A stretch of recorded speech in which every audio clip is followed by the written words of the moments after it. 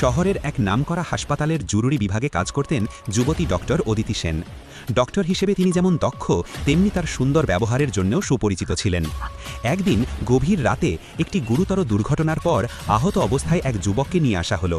ছেলেটির নাম ছিল রোহন। সে একজন ধনী পরিবারের সন্তান। দ্রুত এবং সফল চিকিৎসার মাধ্যমে ডক্টর অদিতি রোহনের প্রাণ বাঁচালেন।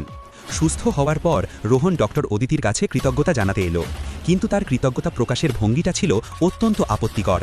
সে সরাসরি ডক্টর অদিতিকে প্রস্তাব দিয়ে বলল, ডক্টর, আপনি আমার জীবন বাঁচিয়েছেন, আপনার এই ঋণ আমি কখনো ভুলব না। আমি আপনাকে আমার সবচেয়ে মূল্যবান কিছু উপহার দিতে চাই। এর বদলে আপনি কি রাজি হবেন আমার সাথে শুধু একটি রাত কাটানোর জন্য? আপনার যা চাই আমি দেব। ডক্টর অদিতির সহকর্মী নার্সরা এই কথা শুনে লজ্জিত ও ক্রুদ্ধ হয়ে উঠল। ডক্টর অদিতি কিন্তু শান্ত ছিলেন। তিনি ধীরে ধীরে টেবিল থেকে একটি প্রেসক্রিপশন প্যাড টেনে নিলেন এবং তাতে কিছু লিখলেন। এরপর তিনি সেই চিরকুটটি রোহনের দিকে এগিয়ে দিয়ে শান্ত কণ্ঠে বললেন, আপনার জীবন বাঁচানো আমার কর্তব্য ছিল, তার জন্য কোনো দাম লাগে না। তবে আপনি যেহেতু উপহার দিতেই চেয়েছেন, এই নিন। এই কাগজে একটি ওষুধের নাম লেখা আছে। এটি হলো মানুষকে সম্মান করার ওষুধ। এটি কোনো ফার্মেসিতে কিনতে পাওয়া যায় না।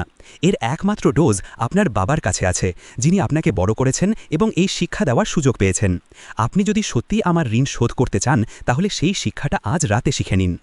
ডক্টর অদিতির কথা শুনে রোহন স্তম্ভিত হয়ে গেল। তার মাথা লজ্জায় নিচু হয়ে গেল। সে বুঝতে পারল তার দেওয়া উপহারের চেয়ে ডক্টরের সম্মান ও নৈতিকতা অনেক বেশি মূল্যবান। পরের দিন রোহন একটি বিশাল ফুলের তোড়া নিয়ে ফিরে এলো। তোড়ায় কোনো উপহার ছিল না, ছিল একটি ছোট চিরকুট। ধন্যবাদ ডক্টর, আপনি শুধু আমার জীবন নয়, আমার ভুল ধারণাকেও বাঁচিয়েছেন। আমি আজ থেকে আপনাকে সর্বোচ্চ সম্মান করি। শিক্ষণীয় বিষয়, সম্পর্কের দাম অর্থের মাধ্যমে হয় না, তা হয় পারস্পরিক সম্মান ও নৈতিকতার মাধ্যমে।